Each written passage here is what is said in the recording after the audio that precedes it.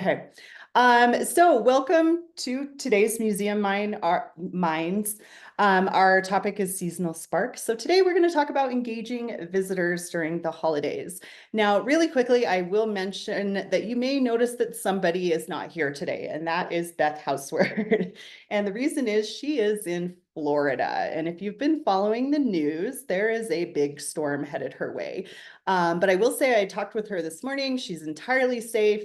But her internet is glitching just like she predicted. And so she has pre-recorded a presentation for us today. And she's done a really great job preparing and making sure that everything was intact for this. So what I'll do is do a few introductions, and then we'll, just play the recorded tape. We'll take an intermission, and then we'll roll into Q&A. So let's see if I can go to the next slide. So we are on record. I think Scott took care of that, and welcome Scott Turner, who stepped up to help us with the chat and letting people in and making sure that I don't have to do everything for the entire presentation. So thank you, Scott, for being here. So some of you may be new to Museum Minds, and some of you I know have been here before. So quickly, I'll just give you a really quick overview, and I'll do an introduction for Beth in just a second. But Beth Houseward and I went through a business incubator last year together, and we met and we immediately connected because we were both from the museum field. And I'm on the marketing side of things. She's more has a background in children's museum and education. And we just started noticing that people would ask her a marketing question, and then she would shoot it my way, or someone would ask me an education question and I would shoot it her way. And then we started to say, I think we should create a space for these conversations. And I think we're about 6 or 7 months in, and the community is growing and people are showing up because it seems like people want to learn more about how, we can all do better at what we do. So that's essentially what it is. And the structure, whoops, I'm sorry. Let me go back to full screen. Essentially, the structure is just a few minutes of, housekeeping items, which we've already started, 25 minutes-ish. I think her presentation is about 30 minutes, and then we'll do the intermission. And at that point, if you want to leave, you can. We really, really hope you'll stay, because that's where the engaging conversations happen. That's where we do the Q&A. We have a lot of Q&A from the registration, and feel free to throw things out there. And then we have some announcements at the end and some bonuses as well. So if you stay till the end, you can get all this stuff. But again, if you need to leave at that time, that's fine. Let's see. And obviously this jumped way too far. I jumped to the end.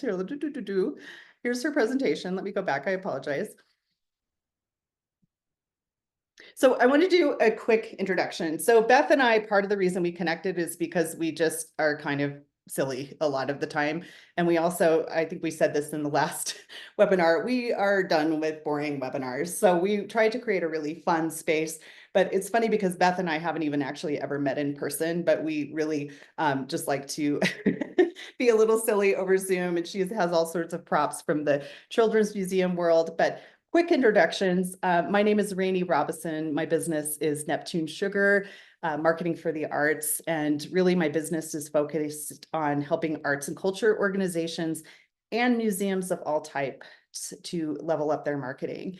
And Beth has experience over 20 years of children's museum experience. And she's really, really good at coaching people through leadership positions, as well as helping emerging museums find their vision and move forward. So we'll talk more about what we do at the end, but I will move to her recording. And I believe I shared sound. So if you guys cannot hear this, and hold on one sec, it's this one.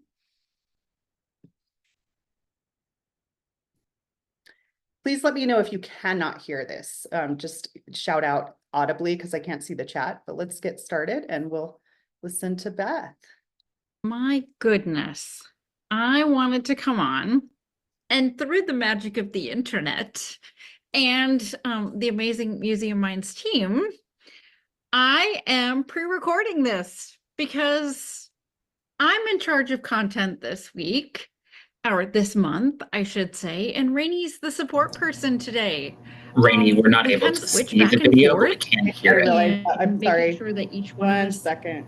gets to have some time to I'm be sorry, the I button have clicker, but also some time to be the talker. Things open right So now. I'm the talker this month. We're And I talking love all about hearing seasonal Beth's voice, spark so and museum one engagement, and second. what museums across the nation are doing for the seasons.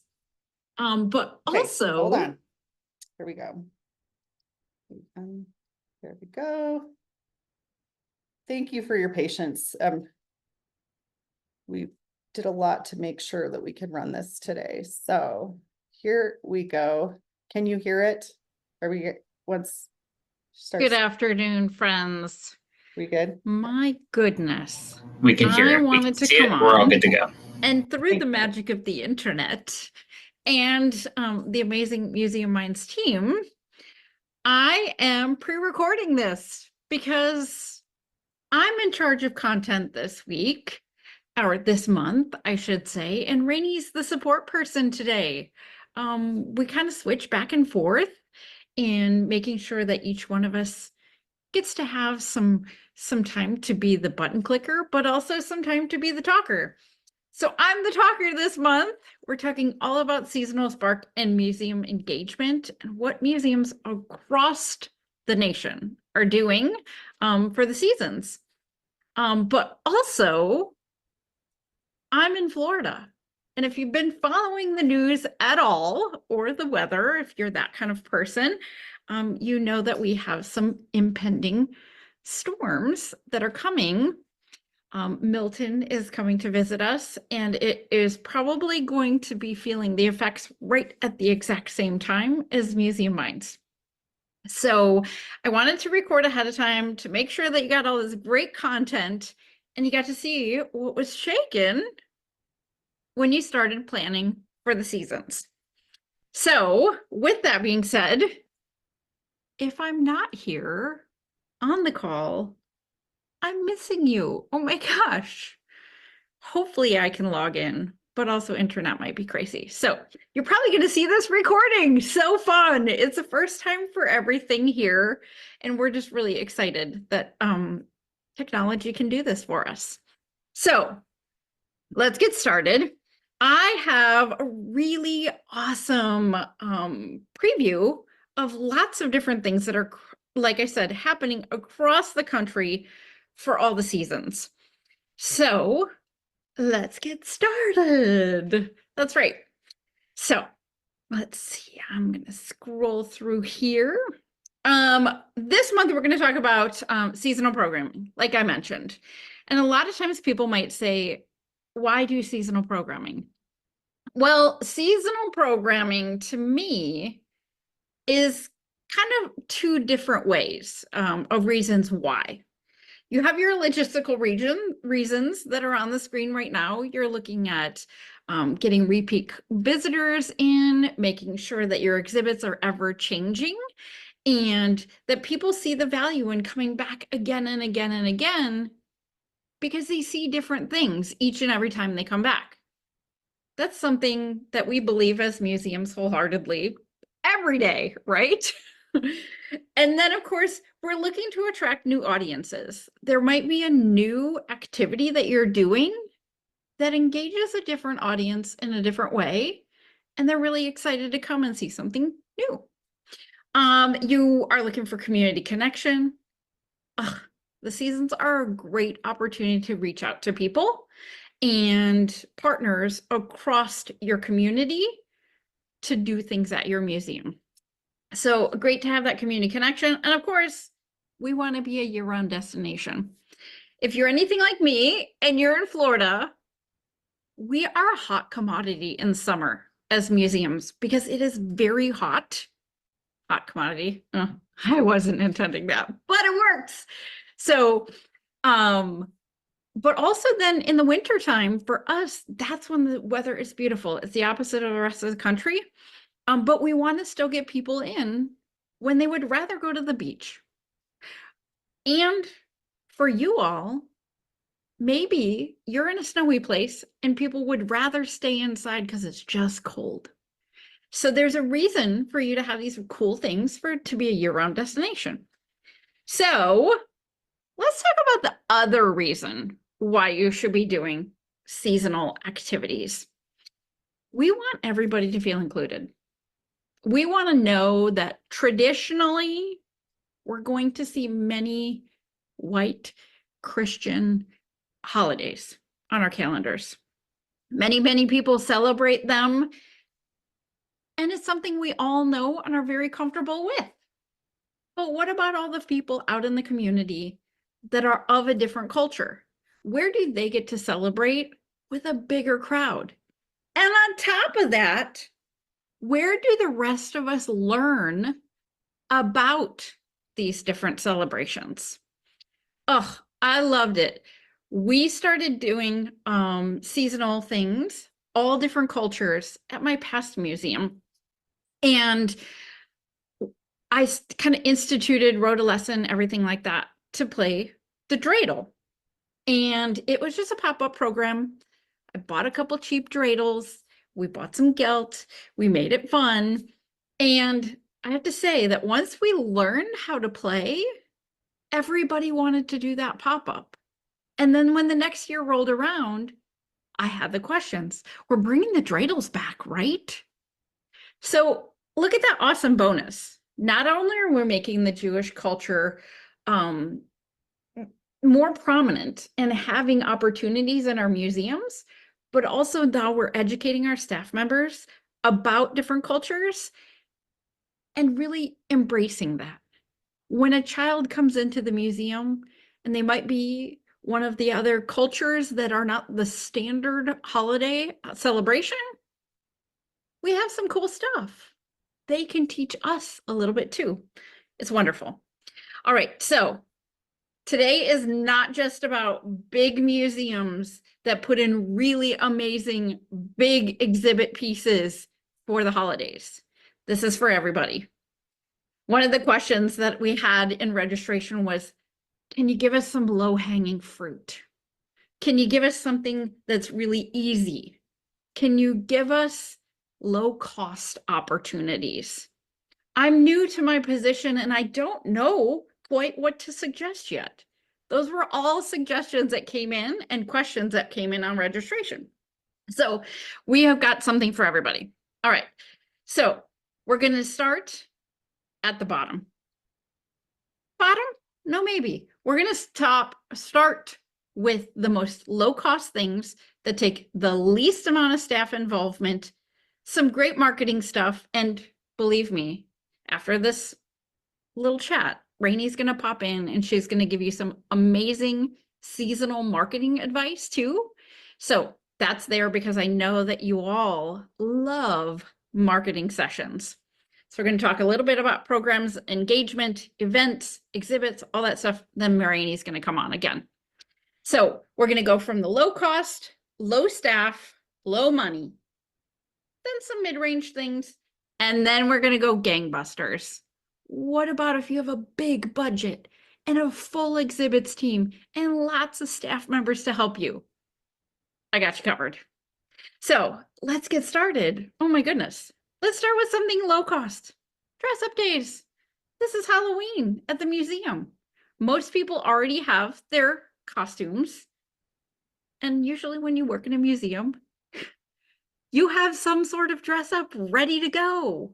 So invite everybody to dress up at the museum. It's a great seasonal thing. It brings everybody together. You get to have something fun, put some guidelines on about it not being nasty or weapons or things like that.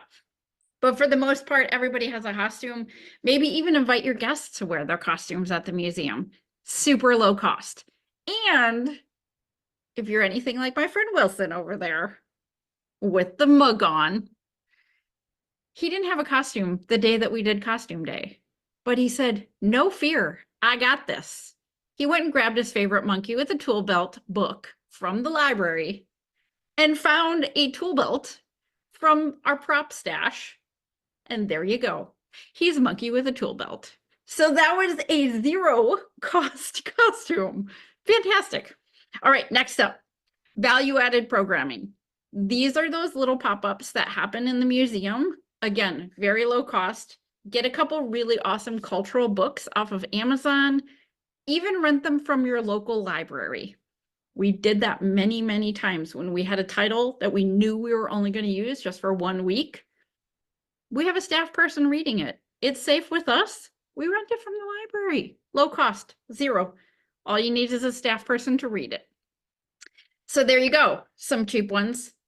Look at right up there, sitting everybody's not so favorite elf sometimes, especially if you're a parent. But we did a really great challenge at the museum where a staff person was in charge of hiding the elf every day. And then when a visitor found it, they could come to the front desk and visit the prize box. Oriental Trader, I know it's not super eco-friendly, but it's cheap. Or you could do stickers, or you could do some sort of coloring page, something fun that if you happen to find the elf on the shelf in the museum, there you go. You get to come and have a prize. It gives people motivation to come back. And it's also really great because no one person has to do it every day. Everybody takes a day, you put it on your calendar, you think of really fun places to put the elf, and you have to keep track so you don't put it in the same place twice. Super fun. Also, another really great one, Dia de los Muertos. We did sugar skulls in our art studio. Fantastic. If you don't feel like you want to be super inclined and do a full art studio session, the ones at the bottom there I found on Amazon. It's a cool cutout of a sugar skull, and then the second page tells the whole story about what sugar skulls are, and let's learn more about Dia de los Muertos. Maybe we're going to make some marigold garlands. Maybe we're going to make some flags, something like that. Maybe we'll do that really cool scratch art down there with a cat version of a Katrina. So good, so good. This is also a really, really great opportunity to have partner visits. These are people from the outside that are coming in to teach us about their traditions during the holidays. We don't have to be the resident experts. We can have partners come in and do that for us. Look to your community and see who wants to teach or who wants to come in and do something really great. Here's an example from our friends over at Spark. That's the Children's Museum in Rochester, Minnesota. And they had an Ethiopian choir come in and do a Christmas concert. So cool. Then afterwards, they had Ethiopian coffee. It's made completely different than our regular coffee, no filters involved. And then also, they had a Kwanzaa drumming circle. Fantastic. They invited friends in, they helped facilitate the drum circle, things like that, to be able to educate about different opportunities and different cultures. Over here on the right side, Big Brothers Big Sisters came in. Not a huge cultural connection there, but a really great opportunity to reach out to a partner organization who's doing a toy giveaway. These are kids who need a little lift in the holidays, and they're getting a toy from somebody else. Be the place that hosts that for them. Give back to the community. Your museum is already decorated and looks amazing. Let them use your space to do their toy giveaway. And then, of course, the kids get to play in the museum exhibits as well or see what's going on. So I know a lot of this stuff is pertaining to children's museums. And I hope if you're not at a children's museum and you're at an art or history or science museum or a local museum of some sort, you can get some inspiration and try to think about how these things might work in your space. And I do have a couple really good examples coming up too. All right, so another example, a little bit more time, a little bit more money. How about some paid workshops? These are things you can schedule in advance. And my biggest suggestion, do the things that are messy. Because no parent who's already overwhelmed and has their plate so full of stuff wants to clean up pumpkin guts at Halloween, or wants to buy 15 bags of candy in an effort to have lots and lots of options for their gingerbread house. But as museum folks, it's easy for us to buy 20 bags of candy, or even 35 for that matter, so that you can have 35 different things to put on your gingerbread house. And then every parent is going to be so thankful because the rest of that bag of candy is not sitting in their house for their kids to eat or themselves, right? So let's help out. We're helping them, right? But also they're paying us to do it. So host these really messy workshops because you only have to clean up once and parents will love it. And also you can see down at the bottom, our teenagers came in and volunteered and got service hours and they did the cleanup for us. Winning. All right, another paid workshop that has been done too. So fun. If you happen to have a laser cutter, a Glowforge, there's a couple different varieties out there. We did pre-cut wooden cutouts. And then kids were able to, on a paper, write their name in their own handprint, things like that. And then as a final experience, we scanned their handwriting and engraved it onto the ornament that they had pre-selected. What a cool experience. If you did this every year, it could be like those really cool pictures you get at the pumpkin patch that show how tall your kid is getting over the course of time. You could create an ornament every single year with the new year and your new version of your kid's handwriting. Yes. How cool is that? I love it. All right, next up. We're getting into the next step. This is about events, things that take the whole museum. It's going to take a lot more staff, more planning, more marketing, more dollars, things like that. But it's kind of like the next level. You have a pop-up that's low staff, low cost. Events are in the middle, potential fundraisers, which is great, but a lot more staff involvement for sure. All right, so here's a local history museum here in Naples, our Palm Cottage. It's one of the first houses in Naples. And they do Christmas karaoke. What a fun twist. Instead of just caroling, they do Christmas karaoke. So fun. Great idea. Right here is other examples from our Children's Museum of Naples, my old museum. And if Kayla's on the call today, she recognizes all kinds of this stuff. And she was in the first slide of Dress Up too. So here's their Halloween Spooktacular and Jingle Bell Bash. Those are evening events that happen as a separate ticket where there's additional programming. Maybe there's trick-or-treat tables throughout the museum. Maybe there's pictures with Santa, cookie decorating, an art activity that's seasonal. For Jingle Bell Bash, we had fake snow. Again, we're Floridians. We think bubbles shooting through the air is really great fake snow. So it's super fun. They are big events. When I was there, Jingle Bell Bash had to be multiple days because it's sold out every single time. And that was a ticket per person and they paid.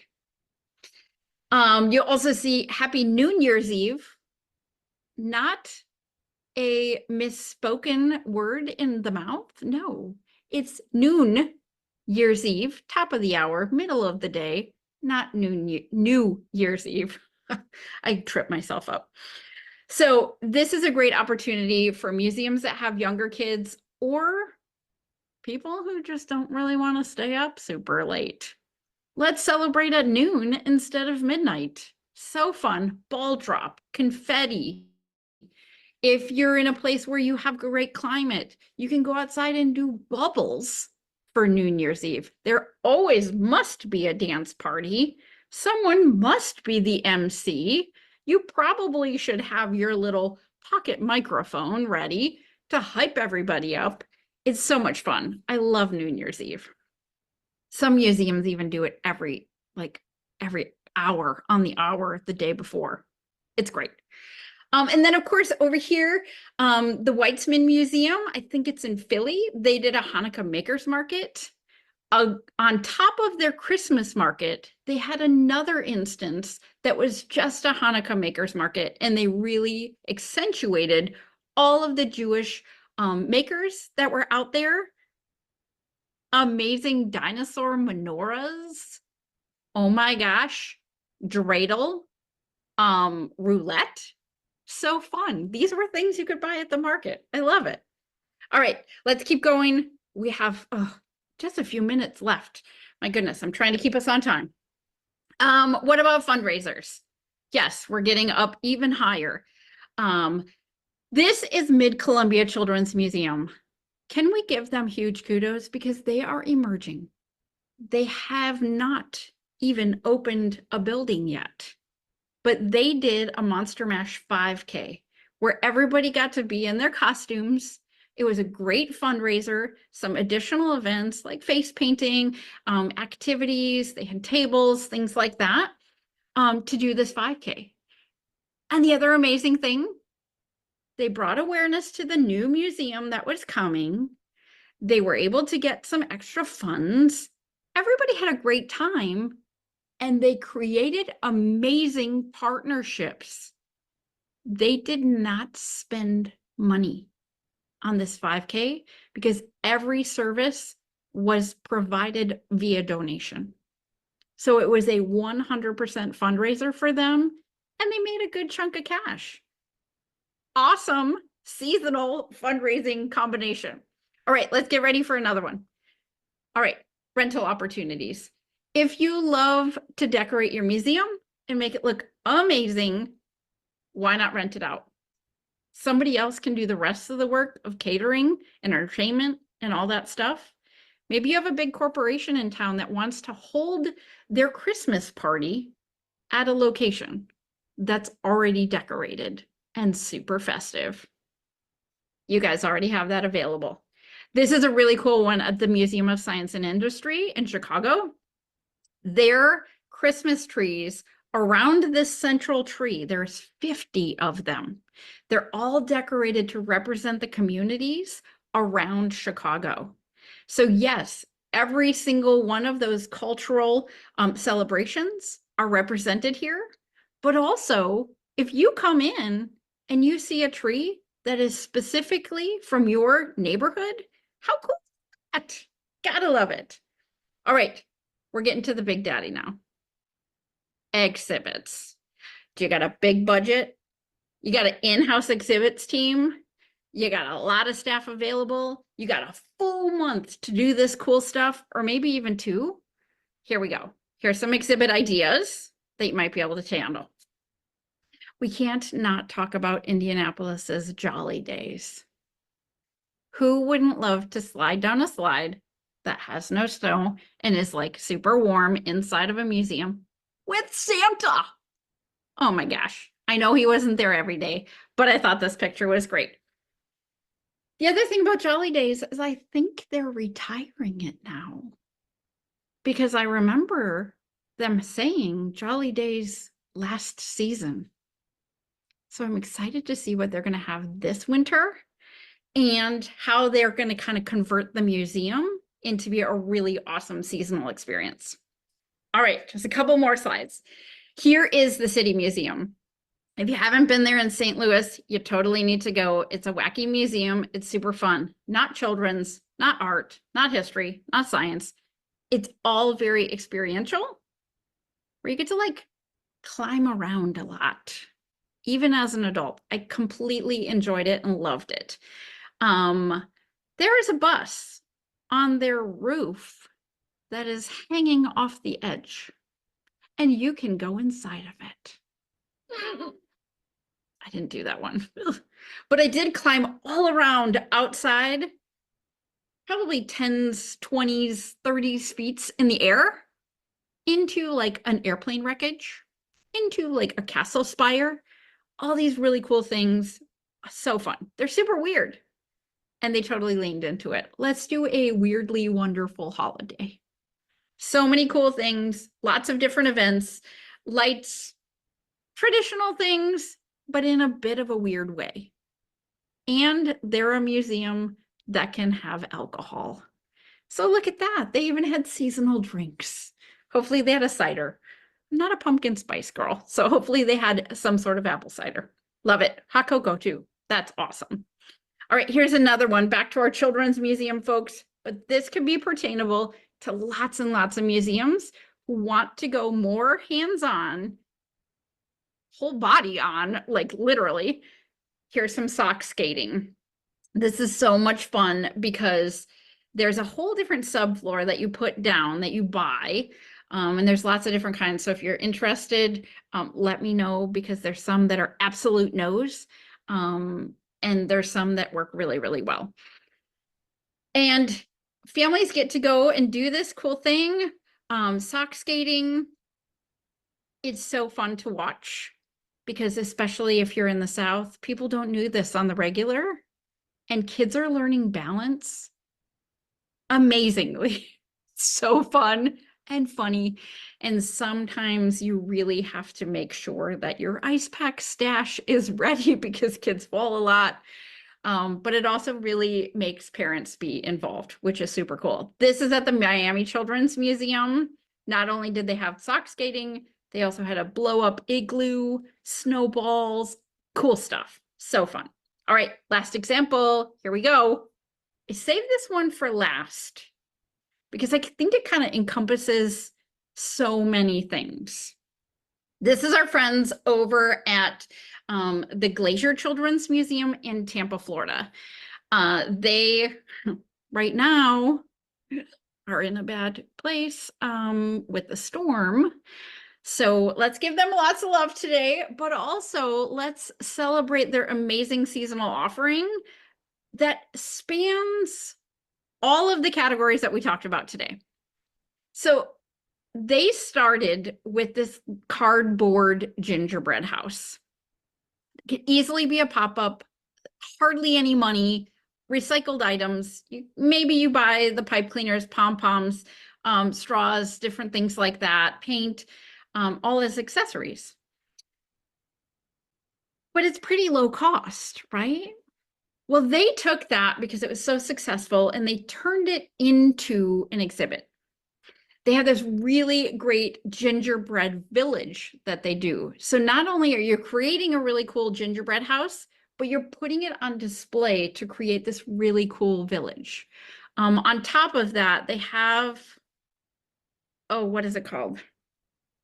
Parent play partners, parent play space, something like that. Medaya, if you're on the call, I know, I'm sorry, I'm not telling you the right thing. But if you want to know more, I know that they will help you out there. They have turned a full space in their exhibits into a family activity. And they seasonally change it out.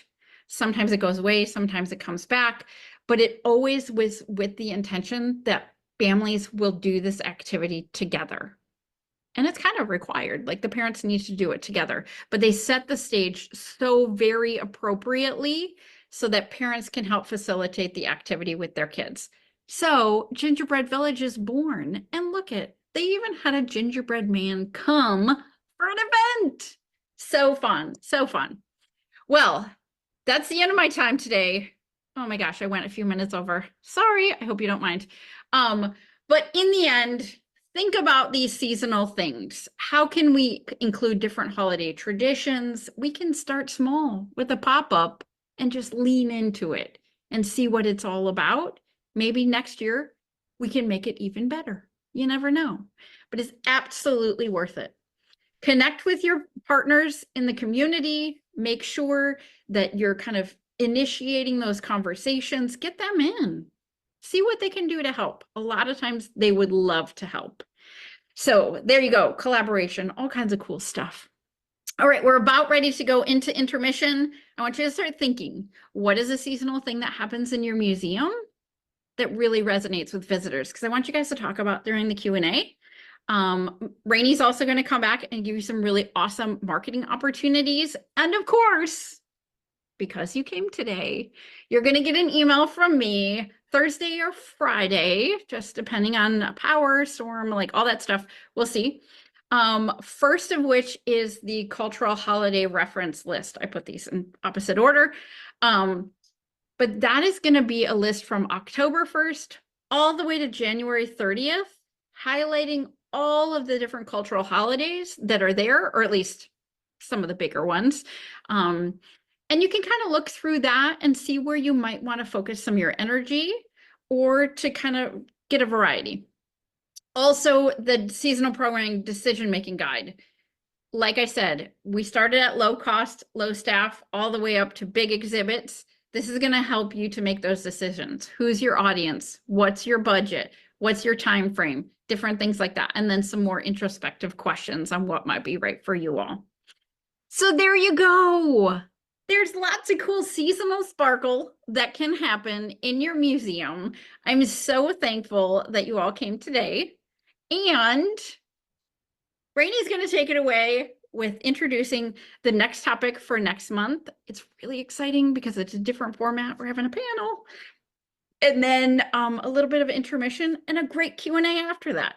So thanks so much for coming today. I hope I see you next month. It's going to be amazing. And I'm going to stop this. Gotta love Beth. So let me see if I can get to here. So what I'm going to do is let's go ahead and do the intermission. Usually it's about 2 or 3 minutes. It's just enough to stand up, get a glass of water, and then we roll right into the rest of it. But I did want to give a quick update that I just got a text from Beth and she does not have internet. So let's just, next time we talk to her, say, oh my gosh, you were so prepared. We love that you made sure that we still got the content, but she's doing just fine. But yeah, let's take just a couple minutes and then we have a couple announcements about Beth has a workshop and then we'll dive into Q&A. So I'll see you guys in maybe 2 minutes.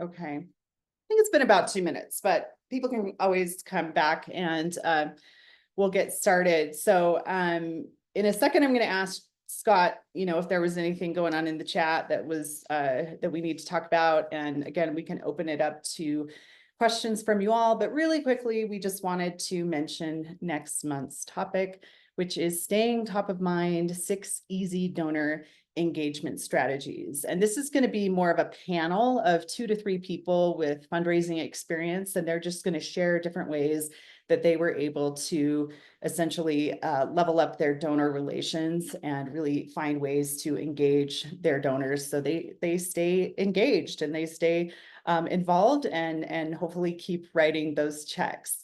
So we will obviously send you the link to register for that in our follow-up email. And as always, Beth and I are here. If you just want to, bounce a few ideas off of us and, see if this is a fit or, just kind of learn more about what we do, feel free to book a discovery call. And Scott, if you can put in the registration for next month and our contact information. Again, it will all be in the follow-up email as well, but Scott will put that in the chat. And I wanted to let you know that Beth has some workshops coming up on the 22nd and 23rd.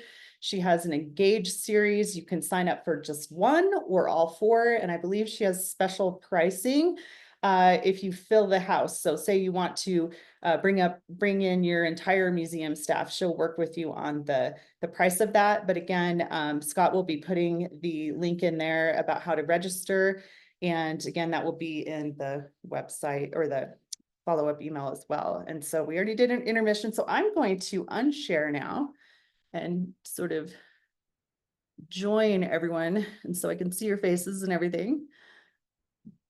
Let me put this to, all right. Before we dive into Q&A, I wanted to just kind of ask you all, was there anything that stood out from Beth's presentation, or do you have any ideas about how you might apply some of the things that she was talking about? I personally loved the gingerbread houses with cardboard boxes. I thought that was pretty amazing, and honestly, all of her examples. But I would love to hear from you, and just in terms of sharing what fresh, fun ideas. Now I can actually see the chat because I'm not sharing screen anymore. Anything else or anything specific that stood out? Is anyone willing to share? Was there anything, Scott, in the chat that came up? Yeah. Okay.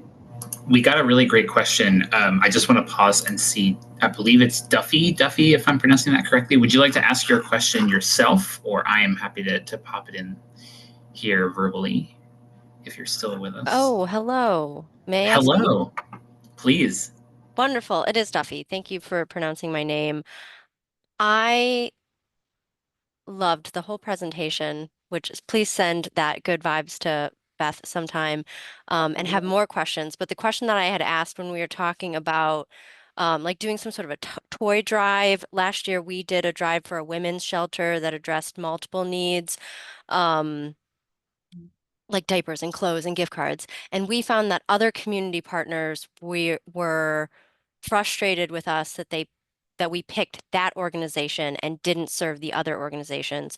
So I would love to hear and like how people are dealing with that, how other museums are choosing who to work with, which is an unfortunate result. But we basically have come to the conclusion that we cannot have drives like that because of the disgruntledness it causes in the community, which is a disappointment. So I'd love to hear how other people are dealing with that challenge.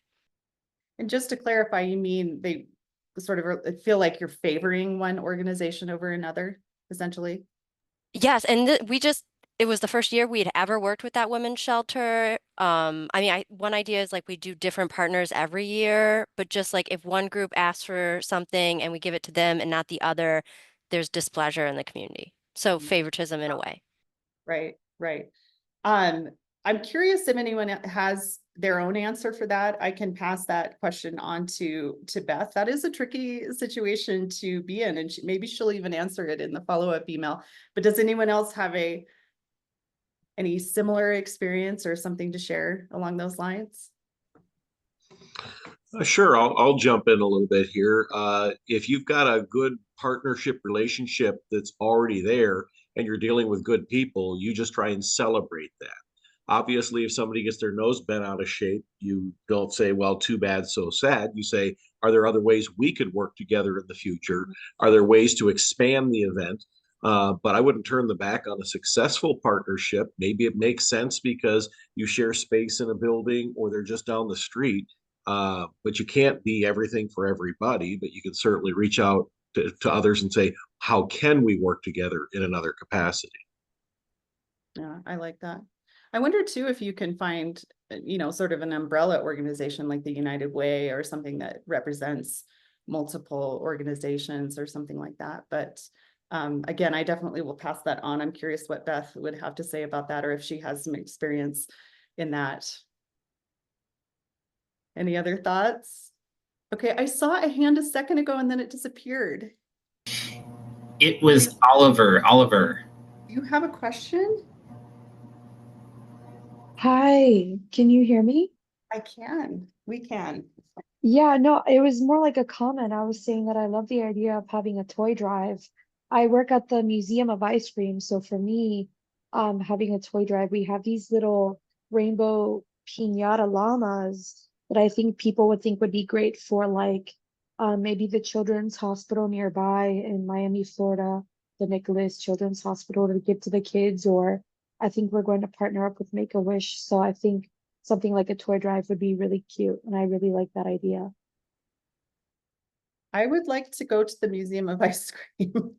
That sounds absolutely amazing. Do you have any holiday programming other than drives that you've participated in or set up? Well, I used to work at the Miami Children's Museum, so we did do the sock skating, which of course I loved. We have a microphone in it with that plays music as well. But I would have parents versus kids do a snowball fight with the fake snowballs. But at the Museum of Ice Cream, I believe they're cutting it easy for Miami a little bit easier, just for this holiday season since we just opened October 6th. So I think we have some orange and black cookies and cream to match with the Halloween season. And I believe we are allowed to wear Halloween costumes around the time, but they have to be on theme. So something pink, white, or red, and nothing scary. So I'm thinking of doing something like a pink ice cream fairy, something like that. Fantastic. Well, let us know how it goes. We would love to hear Thank you. back. Kristen, do you have a question or comment? Yeah, I just sort of had a question or a question for the crowd, I guess. And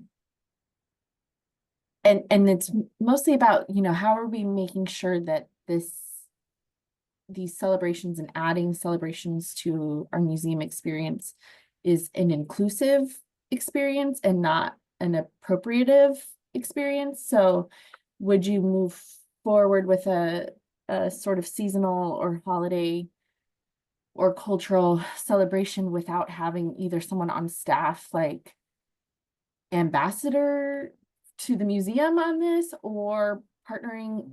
There's so many things that I would love for our museum to celebrate for our community, but I'm really wary of even accidentally misrepresenting something or coming from a point of not having that authority or that knowledge or that insiderness. And if anybody has ideas on that or thoughts on that, yeah. Scott, I see you nodding your head. Is there any chance you have something to say about that? Yes. So I also come from the Children's Museum world, and we had a similar question, and I will give sort of what we did. So we, as a staff, kind of sat down and drew up a list of holidays, very much like probably the one that Beth has, and then really took a hard look as a staff and kind of, I hate to put it in these terms, but kind of assigned priority. So priority in the sense of like, is this aligned with our values? Is this aligned with mission? Looking at it from that lens. Also looking at it in terms of programmatic lift. Do we have the staff, the budget, the time to be able to invest in these holidays? And essentially gave things kind of a ranking, if you will, of this one's going to be more of a social media post or more of a social call out or a blog post or something. This one's going to be a sign on our desk. This one's going to be a full programmatic piece. This one's going to be a full decoration thing. And then that also gave us a chance to look at, these are the holidays we have maybe the cultural touchstones to address in-house. These are the ones that we would like to seek more expertise on, that we think we can get our hands on. And these are the ones that we would like to celebrate, but don't have the resources either internally or externally. And we did that as a team. And I think that's really important, because then you're allowing maybe some cultural awareness that you're not even aware of to surface and let people really flex their muscles in the things that they are passionate about, or cultures that they're kind of keeping close to their chest. Thank you, Scott. I appreciate that. We've got a few more hands. Yay. Oliver, do you have something to add there? Hi. So when I used to work at the Miami Children's Museum, Miami, if you're from Florida, it is one big melting pot. So we have a ton of cultures. I would say look at the demographic in your area, because for us, we have a lot of Catholic and Hispanic people, and a lot of people that celebrate Muslim holidays. And so something that the majority of in your area that people can relate to, but even if it's not like the majority, what you could do is reach out during that time where the holidays come up to communities. Like, for example, that one museum that was mentioned, that they had an Ethiopian singing group come in. If you're not sure, and if you have nobody on your staff that comes from that culture, of course there's Google and stuff, but if you want more human firsthand answers, just ask somebody that actually comes from that culture. And I'm sure, coming at it from a respectful manner, they would be more than happy to express to you how to respectfully share that with the rest of the community when it comes to holidays. Yeah, thank you, Oliver. I appreciate that. Siobhan, do you have, am I saying your name correctly? It's Siobhan, but it's a hard one. Siobhan, So okay. yeah, I was just going to say, here at the Children's Museum of Indianapolis, we have a program called Celebrations that we do around the holidays, and it's kind of geared towards school groups, and it's when schools are kind of coming in before they're on holiday break. But we invite different community groups to kind of come in and talk about their community or their holiday celebration. So we have different tables throughout the museum. And so if there's someone talking about Diwali, they're talking about that from their own perspective, their own culture, their own community group. So it's a great way for us to connect with our community, kind of almost works like an activation. And then we offer it multiple times throughout the holiday season. So guests that are generally in the museum can see it, or those school groups that tend to come towards the end of semester also get to benefit from that as well. That's worked really well for us. Good. Thank you for sharing that. Does anyone else have any 2 cents to add? I think that it's really interesting too, because, you know, being culturally sensitive and trying to diversify, you know, which I know Beth had talked about, but we even experienced this in our graphics. So for instance, we made a graphic for this very talk, and I just was in kind of a silly mood, and I put a pilgrim hat on my head, and I put a Santa hat on Beth's head, and we put it out there. And then immediately I got this email from a friend of mine in museum studies, and she said, you might want to reconsider that pilgrim hat, you know, because it's so wrapped up with colonialism. And, you know, museums are in this spot where a lot of times they need to, you know, give back objects to, you know, the original place that they came from. And she just said, you know, it's starting to, you know, have a sort of negative connotation, you know, so I immediately took it down, and I said, okay, well, I'm just going to put some snowflakes and some candy and, you know, kind of sort of generalized, you know, what the holidays are all about. And we also wanted to talk about, you know, not just, you know, the December holidays, but, you know, this whole kind of fourth quarter, about how so many events are happening and so many ways that you can engage your audience. Also, I know she said about 3 times in her presentation, Rainey has all sorts of marketing ideas for you, but we have about 4 minutes left. So I think one of the best things that we could do, I know a lot of you probably were here during this presentation, but maybe a month or 2 ago, I can't remember, it was not that long ago, I ran the Museum Minds, and we did a presentation about how to increase audience engagement. And I kept thinking about that during her presentation about, you know, for instance, the costume one, maybe everyone gets their photo taken as they walk in, and then you put the best costumes up online and then ask your audience to vote on which one's the best one. You know, ways to make it not just a one-way conversation where you're saying, hey, we're having this event, make sure to come, but other ways to actually get people to comment, to vote, throwing out polls, things like that. So I think the best thing to do would just be to send that recording along with the email that Beth will send out. And we will be doing a ton of marketing topics in the next few months as well. I believe, yeah, our next one is about donor relations. But if anyone has any quick 3-minute marketing questions, I can answer them. Or if anyone has any other comments to share, we really appreciate you coming today. And again, for your patience as we sort of, you know, try to you know, have a clunky beginning and get through this with Beth being offline, but I really enjoyed her presentation. Anything else out there? I'm going to throw Amanda's question in on the recording, so maybe Beth can follow up. Amanda asked a really good question about sort of developing a single kind of holiday event that doesn't drift too far towards a Christmas event. So that is one I don't think that we have time to fully unpack, but I want to get it in the recording. So Beth, when you see it. Yes, I appreciate that. Yeah, that's a fantastic question. Duffy, do you have something to say real quick? I am also from the Toledo Museum of Art, but not Duffy Maddox. My name is Toni Gordon. Not Okay. sure how I became Duffy. We are both not sure how I became Duffy. But we work in the same office, so maybe that was why. But that is an actual person. Duffy is an actual person. We are actual people, I promise, but two different people. I am a part of a team with Duffy. We organize all of these events, and so this was very helpful, so very helpful.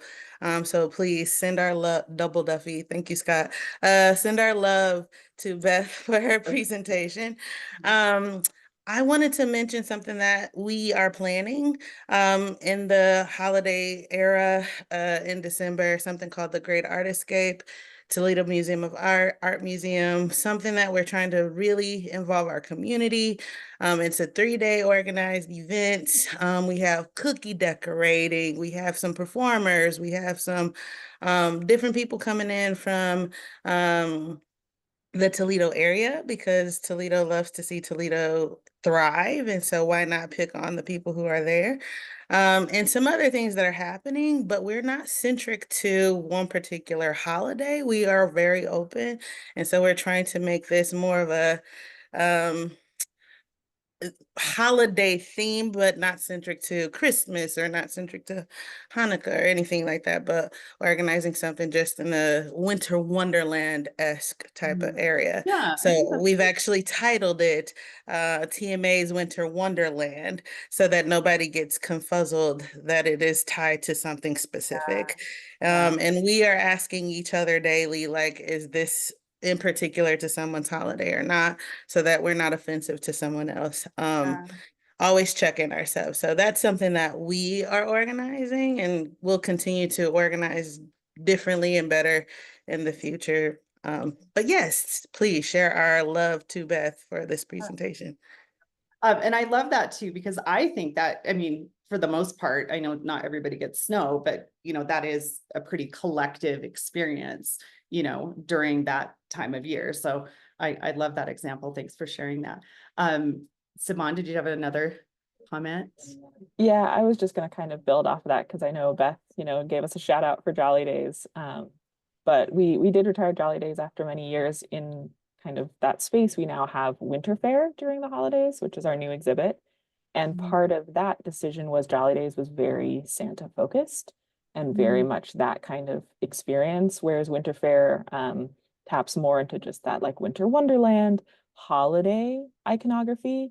And so we really intentionally kind of steered away from using quote unquote Christmas trees or Christmas colors. And so it has more of just this like winter market kind of aesthetic to it. And we've included that throughout the building in our holiday decor and then in the exhibit itself, which opens us up to talk more about kind of unifying themes from holiday celebrations, togetherness and community and family and giving and those sorts of things, which are universal across traditions, or for people that don't have a faith tradition and just want something fun to do with their family at the holidays.